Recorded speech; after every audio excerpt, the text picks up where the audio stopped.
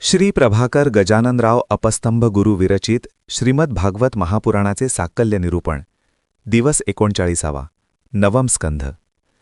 श्रीमद भागवत हे राजा परीक्षिताच्या निमित्ताने जीवाच्या परोमुद्धारासाठी रचलेली संहिता आहे. हे पुराण आहे हे सर्वांनाच ठाऊक आहे. त्याला संहिता म्हणण्याचे कारण त्यात इतके प्रचंड विचार, इतका प्रचंड आशय समाहित आहे की इथे पिंडे पिंडे मातीर्भिन्नाचा पोषक किंवा रुजुतापूर्ण अर्थ घेतला तर जितके जण जितक्या वेळी विचार करतील सरळपणे, तितक्या वेळी यात अपरिमित भिन्न भिन्न अर्थछटाचे खद्यूत चमकून जातील. वेगवेगळ्या काळातील वेगवेगळ्या कथांची ही मालिका आहे. असे सकृतदर्शनी वाटले तरी साधकवृत्ती असलेल्या स्वकल्याणोत्सुक जीवाला किंवा जीवनाला विटून ईश्वरप्राप्तीसाठी तळमळणाऱ्या जीवाला क्रमबद्ध रीतीने सोपान चढण्यासाठी दैहिक, बौद्धिक, मानसिक पातळीवर शुद्धी करून घेण्यासाठी केलेला सूत्रबद्ध कथाभाग आहे.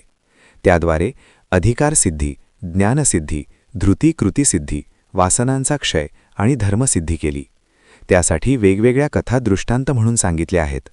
स्वतःला ओळखणे ही अधिकारसिद्धी, गुरुसेवेने ज्ञानसिद्धी, गुरुवाज्ञेने संपादित ज्ञानाची कृतितत्वाचरण, पूर्वकर्मानुसार मनाला चिकटलेल्या वासनांचा क्षय केल्यावर मन व बुद्धी शुद्ध करण्यासाठी सूर्यवंशी रामचंद्रांची व चंद्रवंशी श्रीकृष्णांची कथा या 9व्या स्कंधात आली आहे. सत्यव्रत पुढच्या कल्पात वैवस्वत नावाचा मनू झाला. या वैवस्वत मनूच्या वंशात इक्ष्वाकू नावाचा महाप्रतापी परमभक्त राजा झाला. त्याच्या वंशातच पुढे राजा रघु, दशरथ आणि राम यांचा जन्म झाला.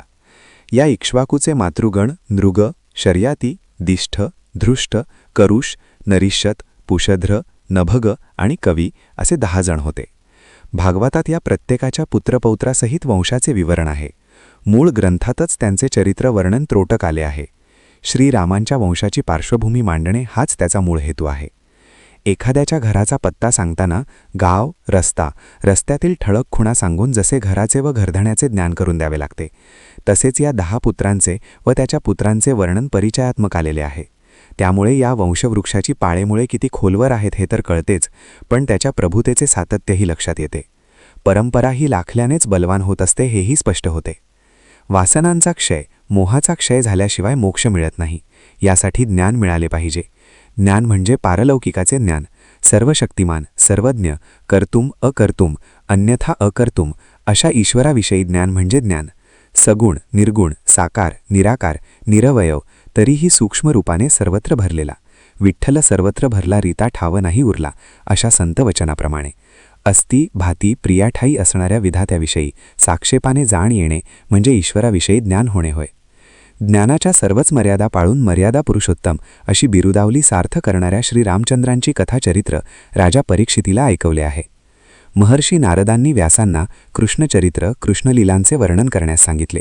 त्याशिवाय तुम्हाला समाधान मिळणार नाही म्हणाले. 18 पुराणांचा विस्तार केल्यावरही व्यासांना अस्वस्थता होती, असमाधान होते. आनंदमय अशी मनवस्था येत नव्हती. ती तशी यावी म्हणून कृष्णचरित्र गावे असे नारदांनी सांगितले होते. त्यानुसार व्यासांनी सुरुवात केलीही, पण जोपर्यंत हिरण्यकश्यपू, हिरण्याक्ष, रावण, कुंभकर्ण, शिशुपाल, दंतवक्तृ अशा षड्रिपूंचे निर्धालन होत नाही तोवर कृष्णकथेचा आनंद घेता येत नाही. तहान भूक याचा विसर पडून कृष्णकथेत तल्लीन झाल्याशिवाय आनंदाची ओळखच होत नाही.